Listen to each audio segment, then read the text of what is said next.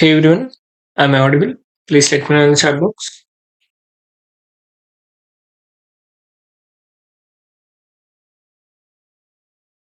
Please let me know whether am I audible. Yeah. So let us start this session. In this particular session, we will start about a new concept which is object-oriented programming. Okay.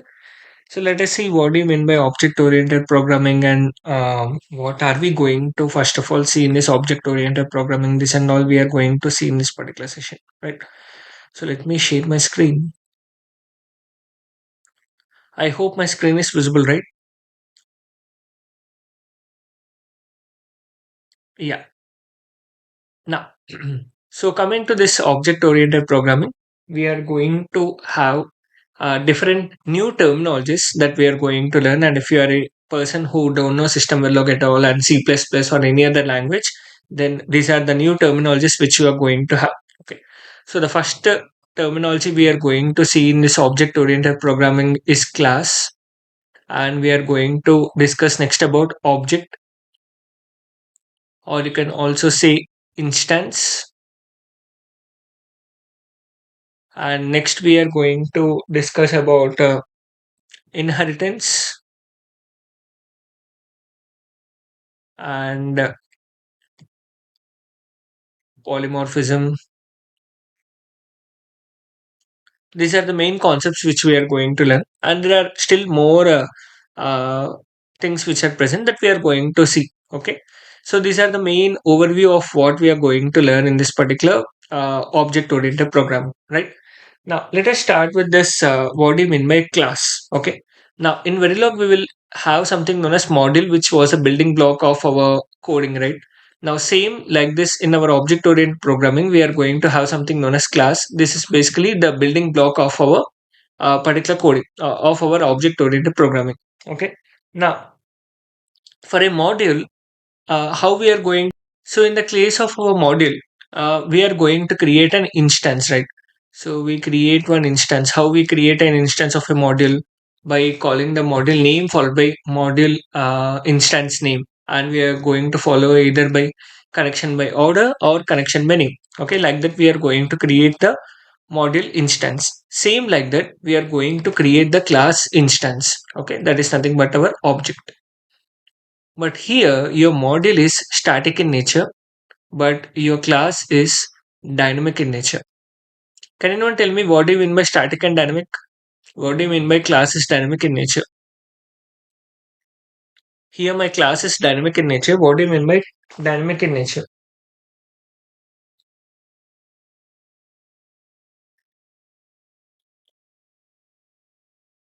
Alter and manipulate. Okay. It can be changed. Memory allocation during the runtime. Okay.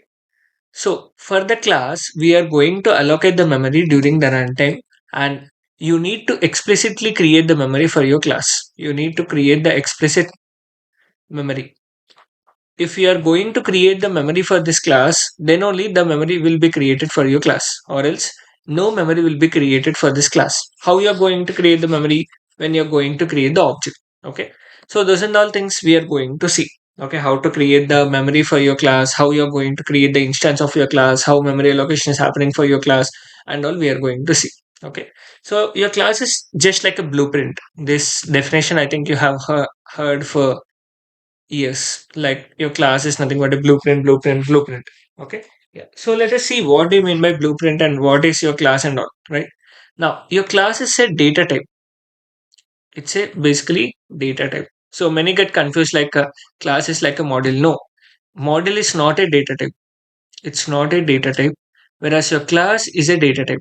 Okay, so that you can so which means you can use your class, you can declare your class inside your module also. Okay, since it's a data type, class is a simple data type. Okay, so class can contain different so your class can contain different objects, sorry, different functions it can have, and it can have tasks within it, and it can have different data types in it.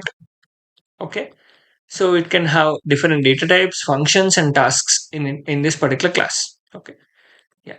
So this is about our introduction to our class. So let's see how to declare your class, the syntax of your class. So for declaring your class, you are going to simply write down class. This is your keyword which you are going to use. Okay. Now followed by class name. Let's say the class name is example is my class name. Okay. This is just a user defined name which we are going to have. This is our user defined name. Now, inside our class, we are going to declare our variables. So, let's say if I'm going to declare a variable int a, this is set to be property.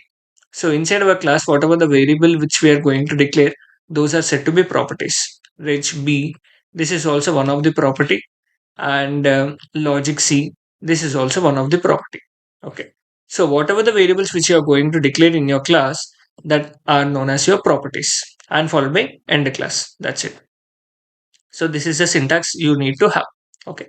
Now let's say if I have one more class example underscore 2.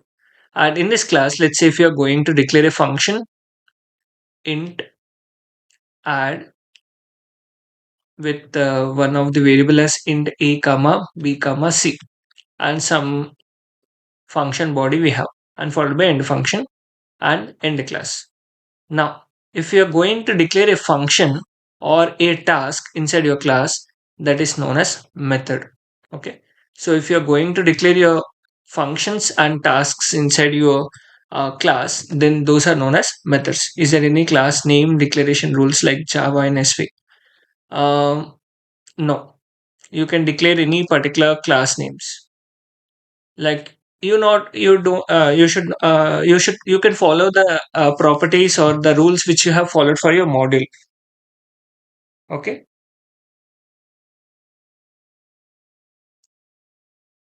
Yeah. So coming to this particular class, the functions and tasks which you have declared inside your class, which are known as your methods. Okay. And the functions, no.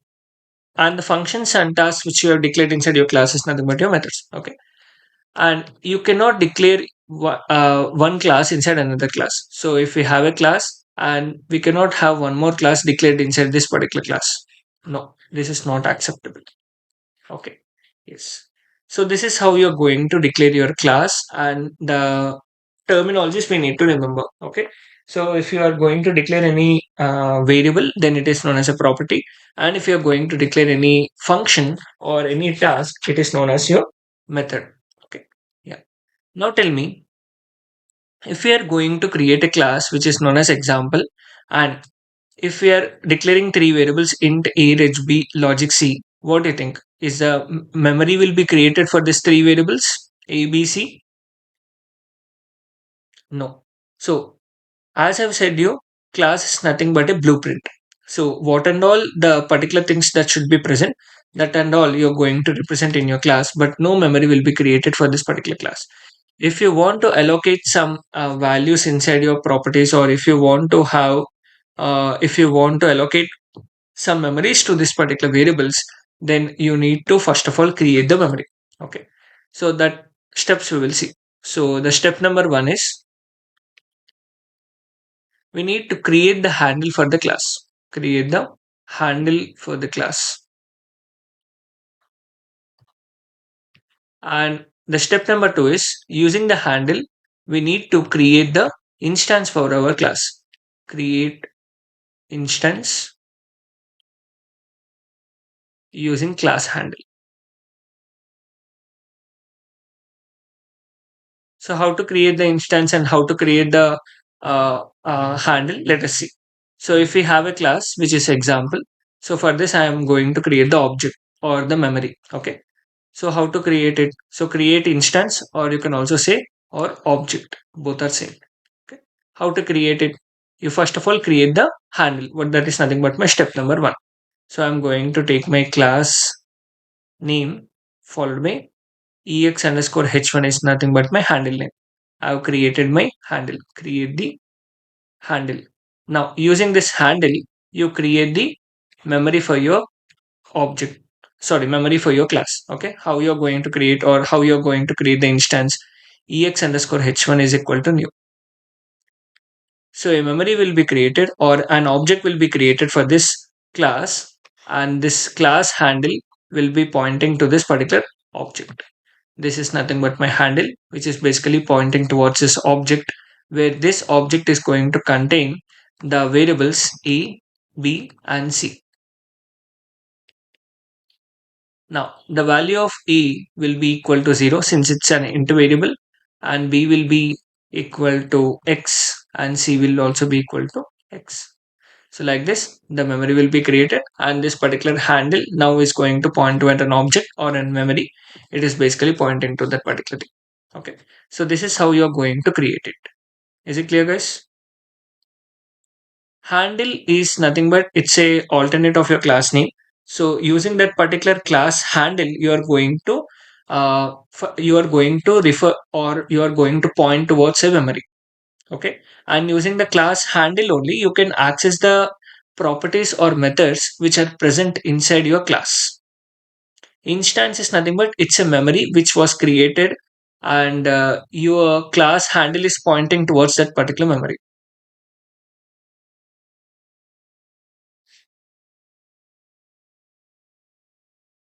Yes, the object should be created within an initial beginning block. Yes. We will come to that. What is that constructor and all? We will come to that. We haven't started it yet, right? Yeah. Is it clear for everyone? Because its data type is reg, right? Reg data type default value will be X.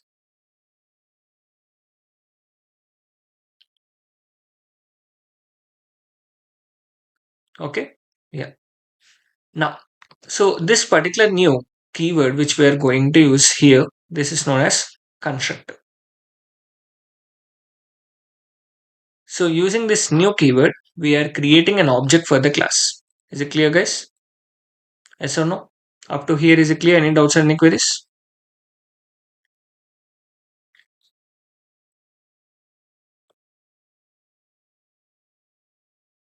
Yes.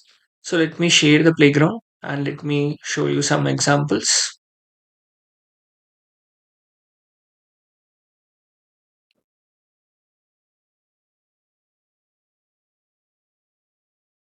Yeah, let me show you. Let me show you.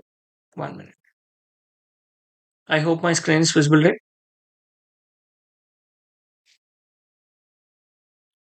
Yeah.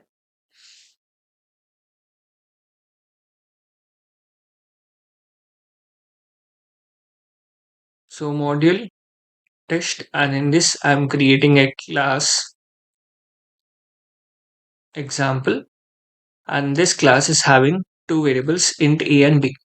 Okay. Now just simply I'm going to end the class.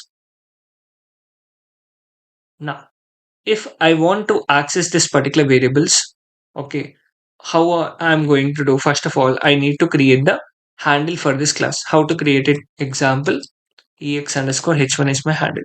Now within an initial beginning block or your always block you can use, in the procedural blocks, we can create the object for this class. If you want to access or update the values of a and b which were declared inside your class, the rule number one is you need to create the instance of this class, or you need to create the object for this class. How to create the object for this class?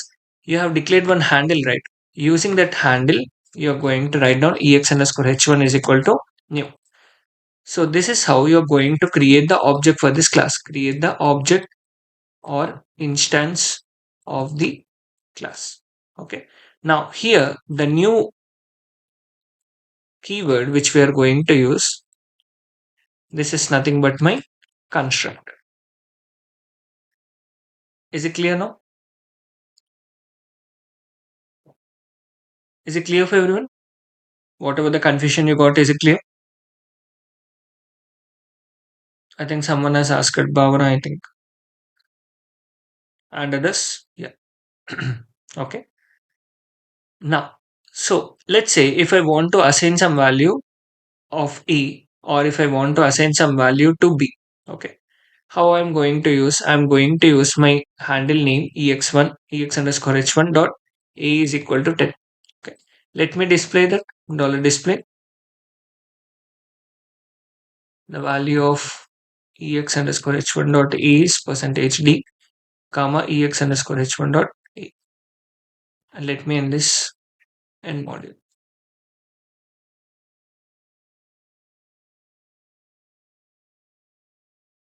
So ex underscore h1 is equal to 10. Let's see if I comment this particular object creation. Let us run it again. Let's see what I'm going to get. See, I'm going to get a fatal error. Fatal error is nothing but runtime error, which I'm going to get. So I'm getting null pointer access. That means for this class, no object is being created, and there is no memory which was created for your A. Okay.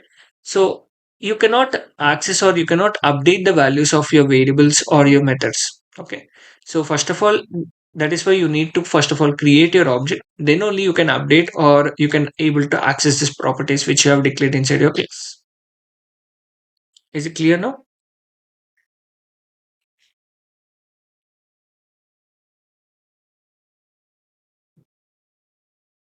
Yes, no? Clear?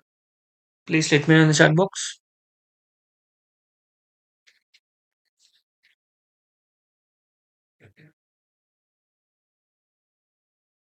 Okay, that's great. Okay. Now, if you carefully observe, if I want to update the values of my E or whatever the properties which are present inside my class, I need to use my handle name. And for displaying also, if I'm using the handle name dot the property name. Okay, without using the handle name, you cannot access the class properties or the variables. Sorry, properties or the methods. Okay. Now, let's say if I'm going to have a function void display dollar display.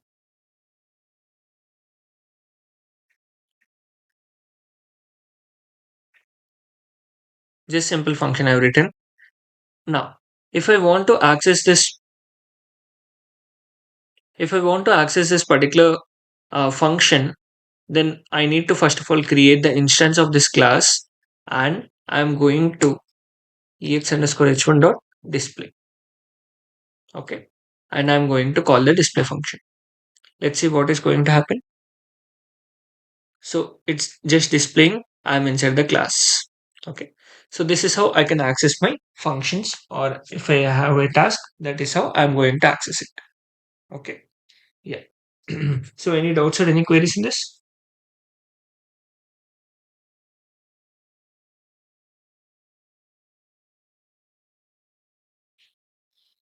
Okay. Now, here in our classes, by default, we have a particular constructor method. What is our constructor? Constructor is nothing but new. So by default, every class is going to have this particular new method that is being declared. Okay. So here, if we call or if you don't call, if you declare or if you explicitly declare or if you explicitly doesn't declare it, you are going to have this new function. Let's say if I'm going to declare this new function, then you can able to call it when you're going to create the instance of your class. Okay. So this is new operator is nothing but my constructor. Okay. So how to use it and how it is working, let us try to understand. So because I'm calling it first and next I'm calling the next display statement. Okay. Yeah. Now, so as I've said you, each class will have its own constructor. By default, we are going to have a constructor. Okay. Since here we haven't declared it explicitly, it is not visible. So let us declare the particular constructor new, function new. And here I'm not going to write down anything. Just I'm going to write down the values of a is equal to 1 and b is equal to 0 and followed by end function. Now, this particular constructor new will be called whenever you are going to create the instance of this class. That means this particular line, whenever you are executing it, then this particular constructor will be called, and whatever the logic which we have written, that will be executed. Let us see. So let's see. Let me disable this display method and let me disable this assignment also, and let me disable this function new also. Okay. And let me run this for once. Let's see what is that we are going to get the values of A and B. So the value of A is equal to 0. Simply the value of A is equal to 0. But now what I'm going to do is I'm going to enable this function new and let me run it.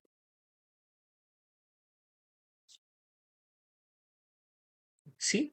So it is displaying the value of A equal to 1. But from outside of my class, I haven't given any particular updation of values. So whenever I'm calling this particular new, whenever I'm creating the object or instance of this particular class, this particular line will call this new function and it will execute whatever the contents which we have over here. Okay. So this is how your constructor is going to work. Is it clear? Any doubts or any queries in this?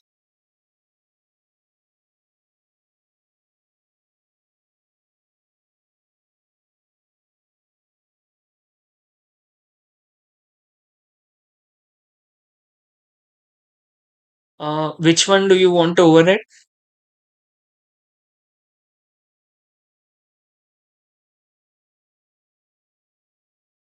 You can give it from here. You can simply write down ex underscore h1 dot a is equal to 10.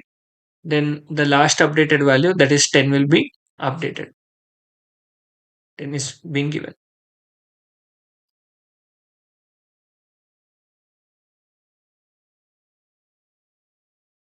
Okay. Yes. So that is about your class and creation of your objects or instances and creation of your constructors. Okay. Now, let's say if I have the requirement, mm, yeah, let's say if I have the requirement that whenever I'm creating the object, then it should update the values of a is equal to 10 and b is equal to 20, and it should display the values of a and b. How to do that?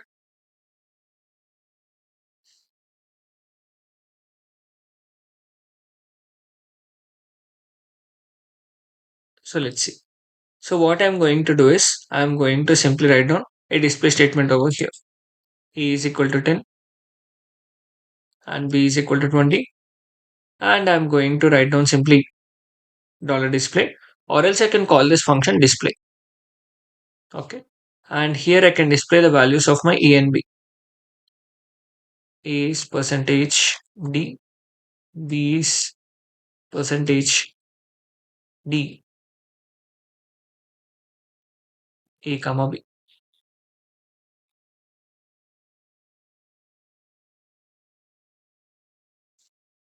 Okay.